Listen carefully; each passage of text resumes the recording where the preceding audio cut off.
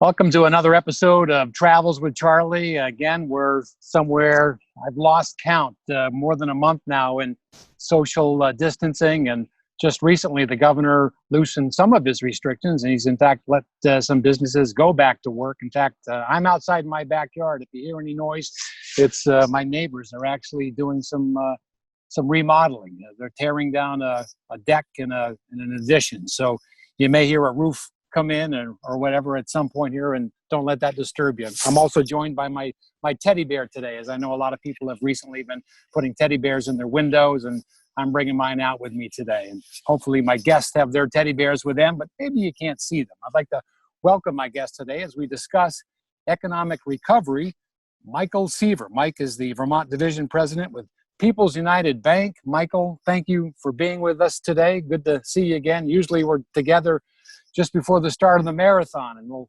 discuss a little bit of that as well, because that's not happening at the end of May like it usually is. Right.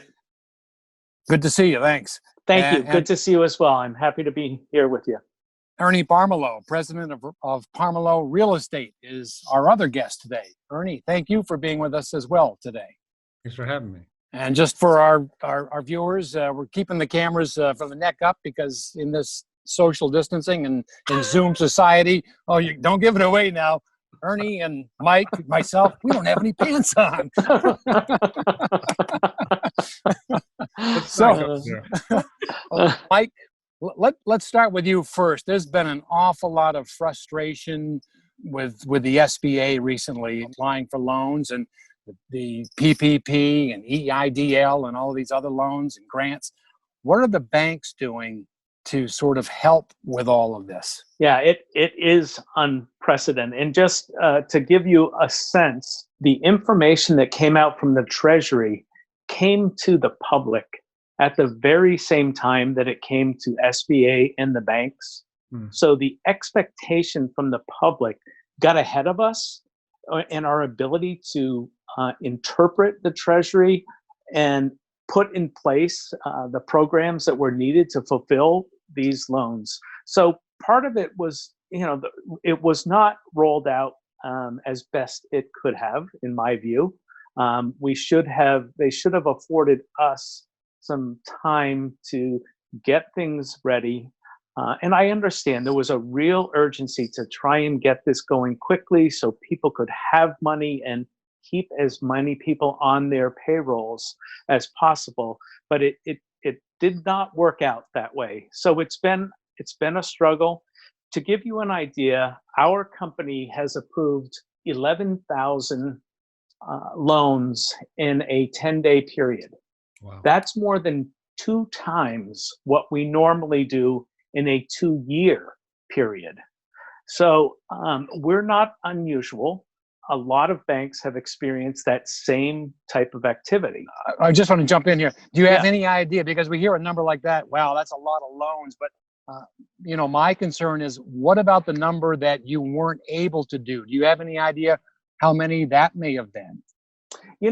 That's a great question. We have right now in Vermont a little over 130, it was 135, 6, something like that were in our pipeline that we hadn't been able to get assigned an SBA number. Even as we speak and as we're filming today, I know the House still has to pass that portion. It looks like there's another 300 plus billion that the SBA will have again for these loans, so more people can apply. More people can apply, although we are hearing as an industry that most banks have enough applications in their pipeline right now that additional funding is already spoken for before this next pool of funds is even stood up by SBA as being available. So a lot of people in this last couple of weeks tried to automate their systems. So I believe we'll likely see those funds go even more quickly than we saw the first round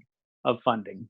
We'll get back to the SBA portion in just a moment with you, Michael. I want to bring Ernie Pomerleau in now. Let's kind of take a look at what's going on right now. As people know, you own and manage a great deal of real estate in Vermont.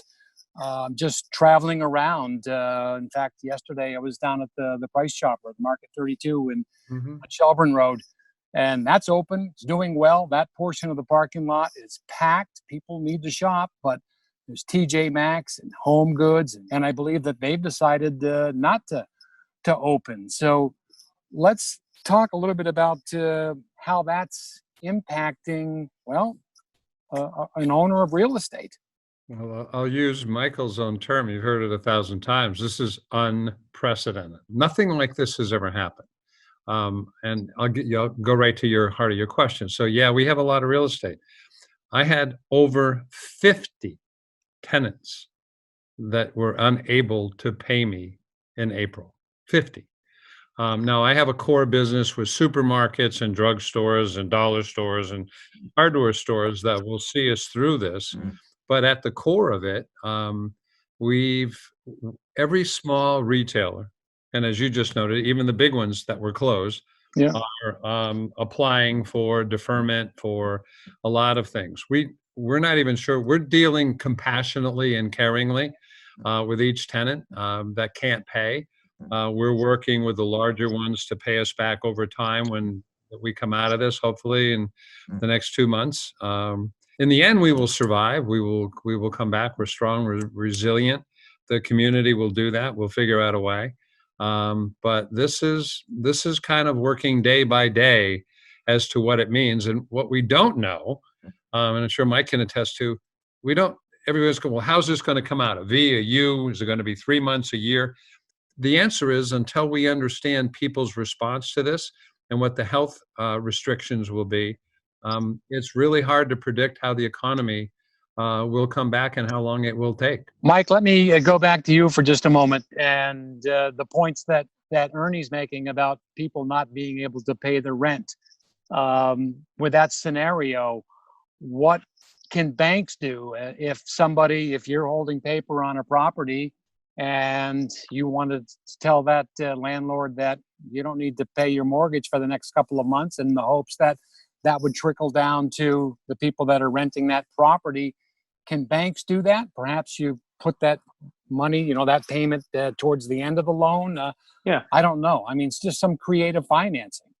Yes, I mean, we've been frankly doing a lot of that. We've before the PPP program started, the first effort that we made with our customers was to do just that. When they had tenants or a business, if we were financing both the landlord and the restaurant, say, we understood clearly that the restaurant had been ordered to shut their doors. So we approved deferrals for those customers. And then if the underlying landlord was faced with non-payment, we were providing deferrals for the real estate loans as well. And to date, because of the volumes that we're dealing with, we're looking at individual requests, but we're providing the same early deferments all the same. So we're deferring principal and interest for 3 months with minimal questions asked. And yes, what we have agreed to do is that we will add those payments to the end of somebody's mortgage payment. So once your 3 payments is up, we are going to revisit where we are in this pandemic. We also understand that we might not be there quite yet, and there may be further support that is needed after the 90 days. Is there hope, Mike, that the landlord would pass that along to their tenants? If they're not being required to pay their mortgage, then perhaps we don't need to collect your rent this month, and we'll make it up down the road. Yes, I mean there's both the hope and expectation, frankly, that is going to happen. I mean, every circumstance is different, and we understand that, and we're providing deferments where it's appropriate, and we need cash flow in our business too. So we're not just deferring everybody's payments, because we need to keep our organization running. Right. So it is really responding to the underlying need of each customer. A lot of the money that the SBA is Some of it's grant form, some of it's loan, some of it may be a loan you can convert to a grant if you do certain things. But my concern is that down the road, some of these businesses that got these grants, got these loans, they may fold and we'll talk a little bit more about that coming up, but because they may not be able to conduct business the way that they always did, Right. and they'll fold. Who's going to be on the hook for that? You and me. Yeah. As taxpayers. Yeah. Not you as a broadcaster or me as a banker, but it is the taxpayers. The SBA has guaranteed 100% of the amount of these loans to the bank. And that was what enabled us to do 11,000 loans in 2 weeks, right? We approved them. Had we not had that support and we had to underwrite all of these to understand ability and to try and project whether these companies could come out of this, I mean, we would not have been able to approve the numbers we have. So it was critical, but that's the reality. Ernie, let's kind of look into the future a little bit here and try to imagine, how do you think this is going to change the way that retailers do business? We're seeing a huge upsurge in people using Amazon now. As you take a look at some of the numbers nationally with malls and the like, many people aren't going into the malls. Malls are closing. One of the points that you did make in one of the ads that you ran was, $1 spent to Amazon and $1 spent locally. How much of that stays within the community? I don't have the numbers on top of my. 6 cents for Amazon, or it's the sales tax. Yeah. There's not one employee of Amazon in this town. When's the last time you saw $1 in contribution, one job? Local retailers, local businesses, including Mike's Bank, pay local taxes that support fire, first responders, police, making sidewalks work. That's where we are. And it's our local employees that contribute to our community. So the answer is I'm pushing really hard, as you've seen 1,000 times. 7 days, free press, everybody. This is support local. They were here when you needed them. Now they need you. We have got to understand that people need to shop locally. And so what we're having to do, what banks are having to do, landlords are having to do, and I'll get back to one of your questions. And if we were given any concessions on any of the areas that we're talking about, and I don't pass that along to my tenants, I need to be shot. So again, with those changes, maybe some restaurants may close, some retail spaces, they may close. Ernie, do you see going forward, this would be a great opportunity for someone that's thinking about getting into business, a year from now? Will there be a glut of space out there? Oh, that's a good question. You're right. There's always failures. Okay. I mean, that's just continue. I mean, this has expedited a lot of transitions that we have to be aware of. Supermarkets, for example, we're just beginning to do the Instacart thing and, call and pick it up at, outside. That's going to expand dramatically. How that plays out, I think, is going to be very key. We're going to pay a lot of attention to customer approaches and transitions, and try to manage those as best we can. Mike, let's talk a little bit, Mike and Ernie both. Let's talk a little bit about what's going on when you go and fill your gas tank up. Man, I don't remember the last time I paid less than $2 a gallon for gasoline. We continue to see the price of a barrel of oil going down to negative numbers, and how all of that translates to what's going on at the banks. Mike, can I foresee in the future that I come in to take out a loan and you actually pay me to take the loan out? No. let me down easy. Give me a free pen, something. We'll give you a toaster, okay? A toaster, Charlie? nice, A toaster. nice. It's we have it's something that we're starting to think about, certainly given the circumstances. We cannot survive as a financial institution without having some kind of margin on our loans. I mean, I am today inundated with folks wanting to refinance loans and asking me to, refinance their loans at a very, very low rate because of where the Fed is, and lock that in for 10 years. And, I'm likely going to lose some of those to other banks that are willing to do that, because I'm not going to do every refinance, because I can't risk putting, a 2.5% rate on my books for the next 10 years, because I don't control my cost of funds for 10 years. That's going to vary. So it is, I'm going to use that same word again. It's unprecedented for us. There's too much uncertainty in the world, and I'm not going to be making 10-year bets on my balance sheet in this time of, such great unknown. Ernie, what do you see a negative interest rate formula, how that would affect the developers? Well, if the financial institutions don't remain solvent and you keep that going, the whole flow of capital stops. So it's a huge balance of trying to manage this together. We've got to do it in concert with the banks. I have to work with the banks. I have to work with my tenants. My tenants have to survive in order for me to survive. And so I have to work with my tenants, just like Mike is saying, he's working with his clients. In the end, it's got to be, the bottom line has to exist for everybody. And that's going to be the trick. As we mentioned earlier, Ernie, a lot of people relying on Amazon, using Amazon today. The question is, how do we get people, especially some of the older demographic that probably didn't use Amazon before, that are using it now only because they have to, and are finding out, oh, this is pretty nice. How do we convince those people and others to go back to their local mom and pops? Here's the thing.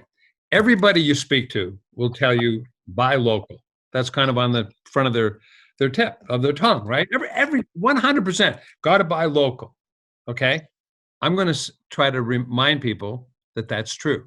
Mm-hmm. That if you want a local economy and you want it to work, you've got to support it. It doesn't support itself. Well, this is the portion of the program where we get to have a little bit of fun. We've had some fun this afternoon, but I give a magic wand to all my guests. It's a little more difficult when we're doing it in a virtual sense. I can't actually hand it to you, but I got my pen. I'll use my pen. That'll work.